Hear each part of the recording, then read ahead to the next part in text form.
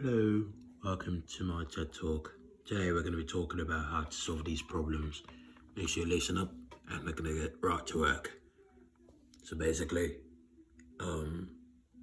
let's start with a problem. Let me write it down. Give me a second. Oh my gosh, how do I even? Hold on. Hold on.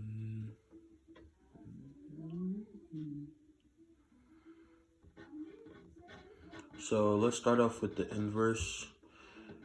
We're gonna find the inverse, and this is one of our later stuff. So we did this stuff like earlier this week.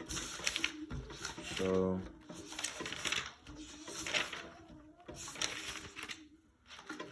I'm trying to find the page where we did it. Hold on.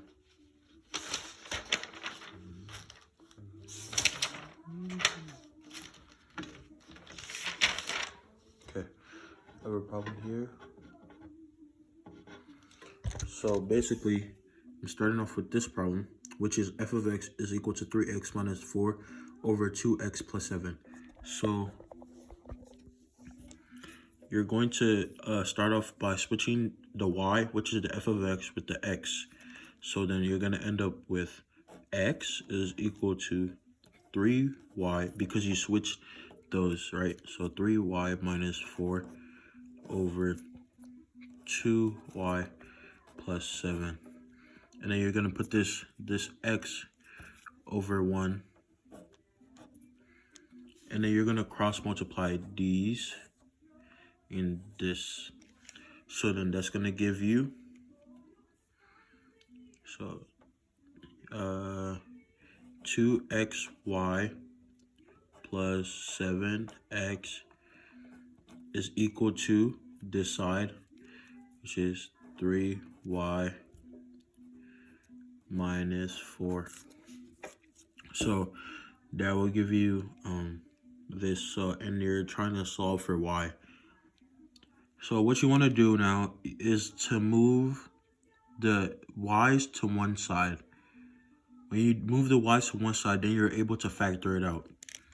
And you're going to move the x to the other side. So you're going to do this minus 7x, and then you're going to move the y, the 3y minus 3y, and over here is also minus 3y. So then in the end, you're going to get 2xy minus 3y is equal to negative 7x minus 4. And then you're going to factor this out. So that's y. You're going to factor out the y. So it's y times 2x minus 3 is equal to negative 7x minus 4.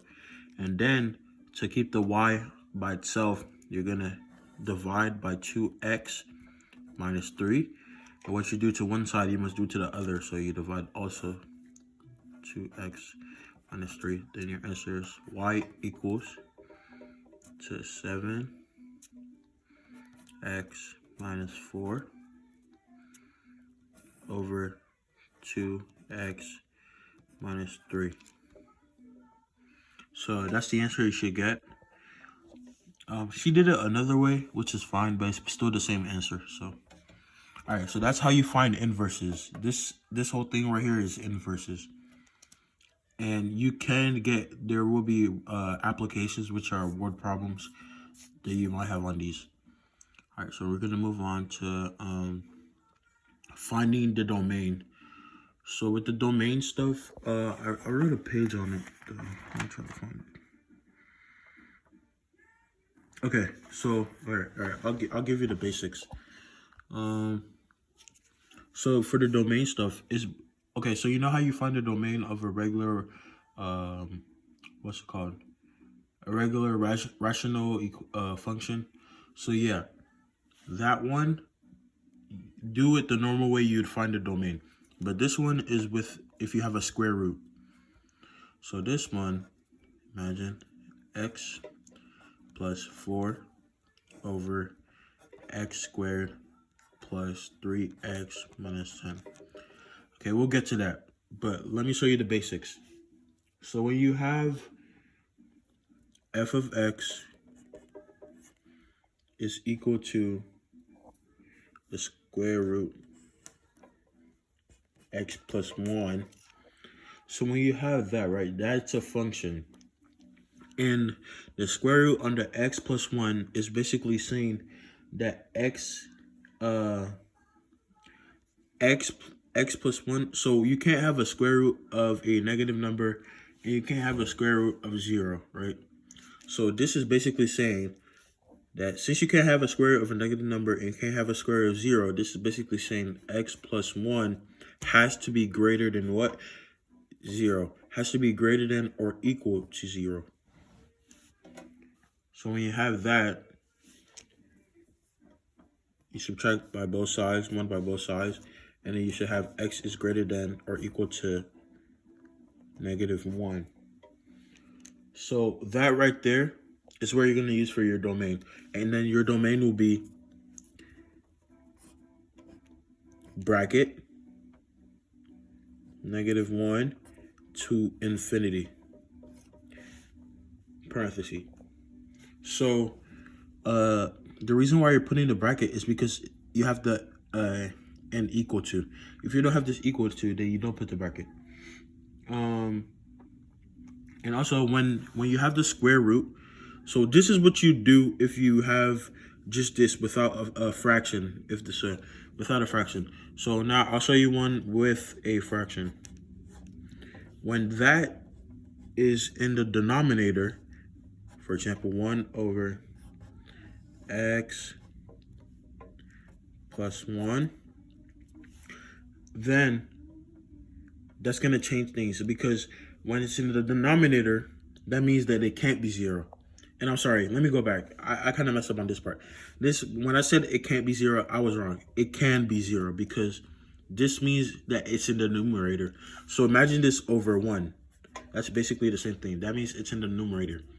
So this one, when it's in the denominator, remember you can't have a 0 in the denominator because, like you said, like the whole world will blow up or whatever.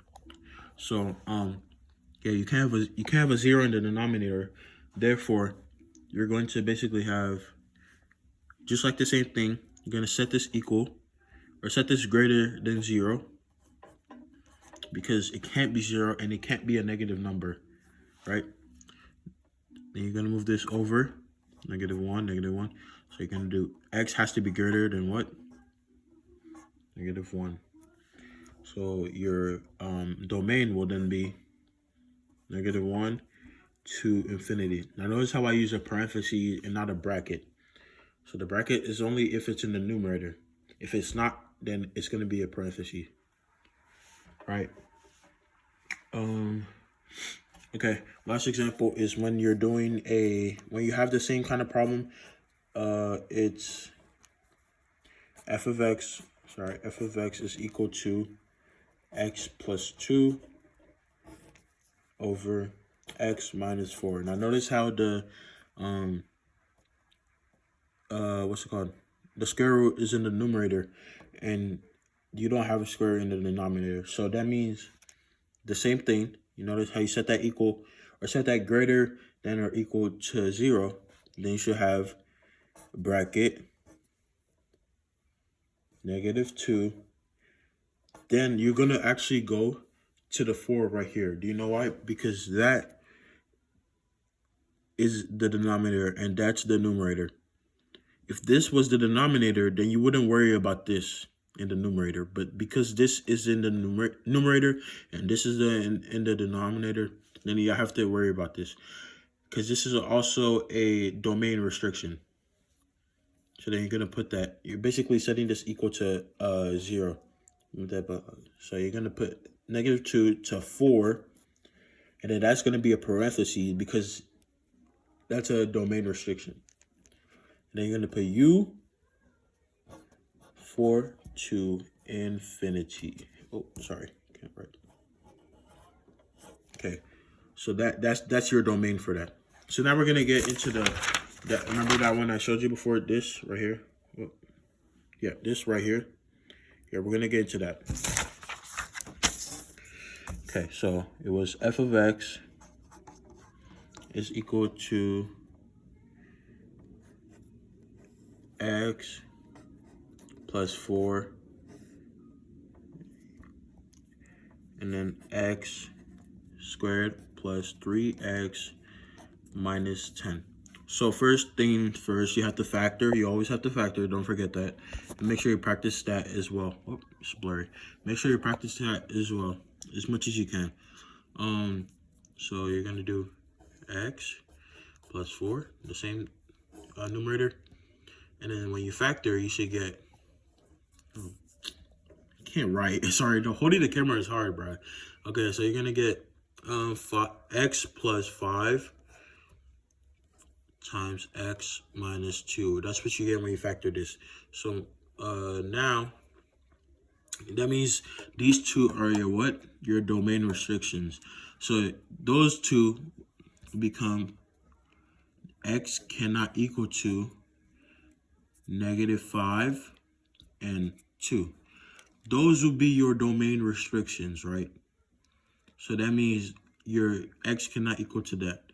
And then you're going to find your radical domain, which is from the square root. So you're going to have, remember the same thing we did before. When it's in the numerator, you set this greater than or equal to 0. When it's in the denominator, you only set it greater than. So you're going to have x plus 4 is greater than or equal to 0. Then you move both sides, blah, blah, blah. Okay, then you should have x is greater than or equal to -4. Okay, so this is where the number line comes in. Now, you can use a number line, but like I showed you before, you can just get the answer by yourself without having to use the number line. But I think the number line kind of helps. So the number line is going to be like this. Sorry, I have to draw it.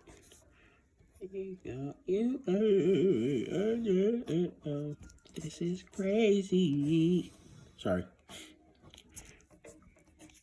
No matter.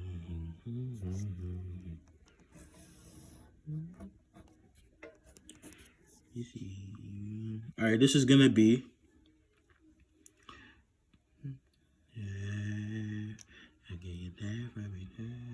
Sorry, I'm trying to find it. Hold on.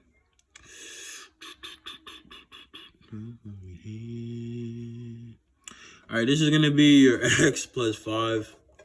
This is gonna be your x minus 2.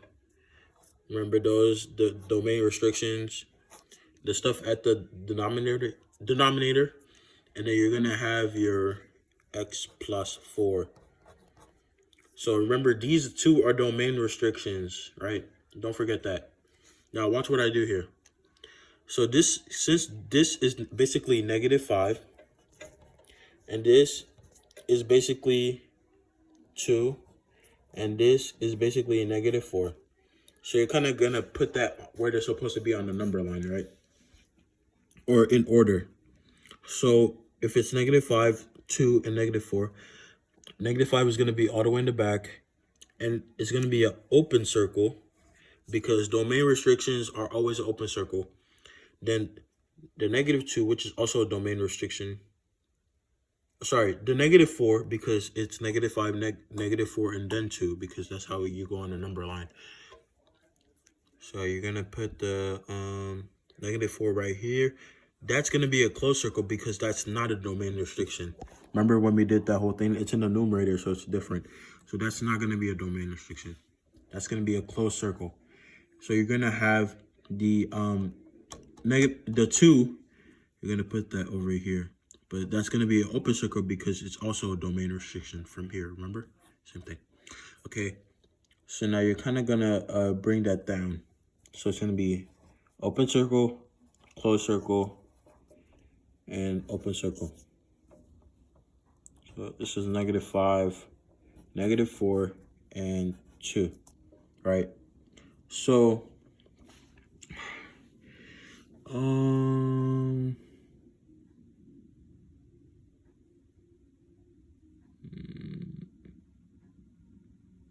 yeah, so basically you're gonna you're gonna cancel this out because when you're looking at this, you have to start from the -4. You can't start from the -5 because that's a domain restriction. So you're gonna go from the -4 to the negative 2, and then you're going to go from the 2 to infinity, right?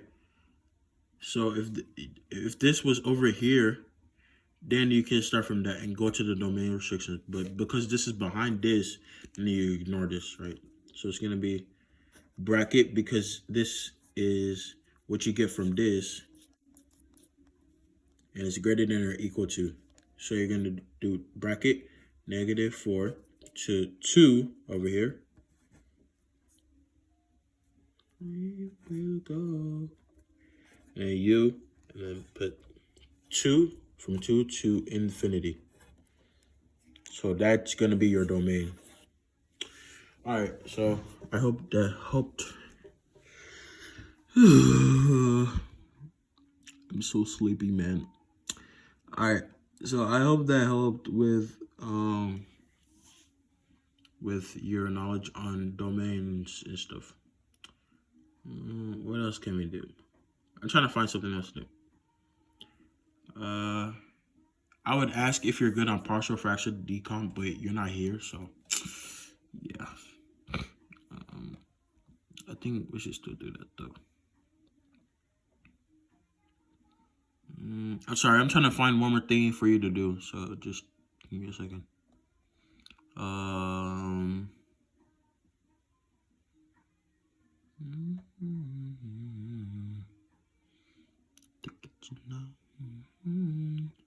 Trying to decide which way to. All right, let's do simplifying. All right, so because we need to also know that. Make sure we know that. To decide which way to go.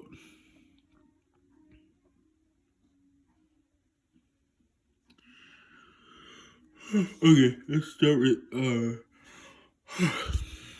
start with simplifying, so we can get our full knowledge on that. All right, so to simplify, so you're gonna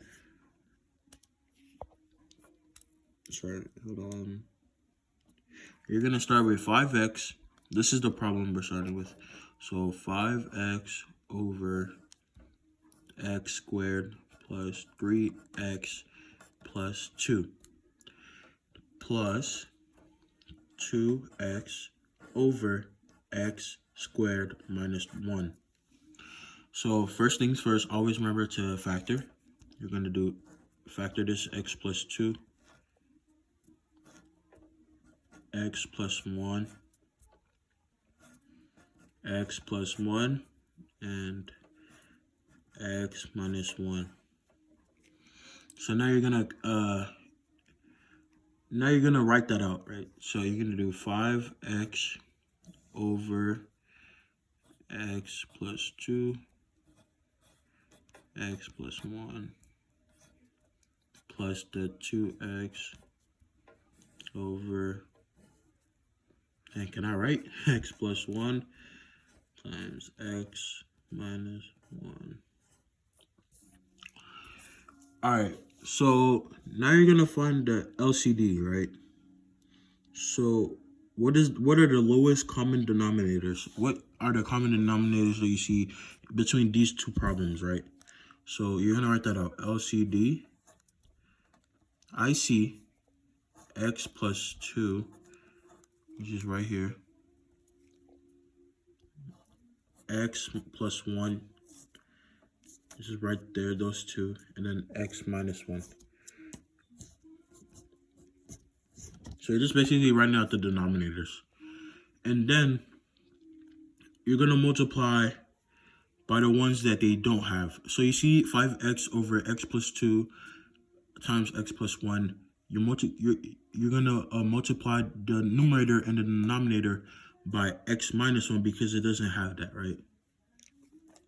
So you're going to do x minus 1 and x minus 1.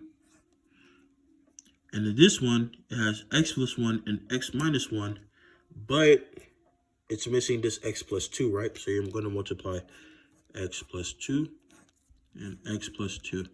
So basically, when you write out the LCD, this is what you're trying to make for both fractions, right? Or both functions. So you're trying to make those denominators be like this. So in order to do that, you have to multiply the top and the bottom by the same thing. And when you do that, this is so much stuff to write out, but let's get it. All right. So you're gonna get 5x times x is 5x squared. 5x times -1 is -5x. 2x times x is plus 2x squared.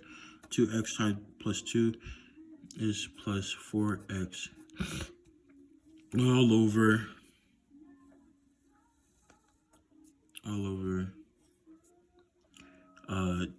the LCD. So which is what this you already have, because both now have the same denominator. You understand? Okay, cool. So you're gonna do x plus 2 times x plus 1 times x minus 1. So that's your common denominator, remember? Or your LCD. And so now that you have that, I believe you add everything up, basically. Add all your numerator up. So you're gonna have 7, because you're gonna do the 5x squared plus the 2x squared, which is 7x squared, negative 5x plus 4x, which is negative x, all over this denominator, the same LCD that you got over.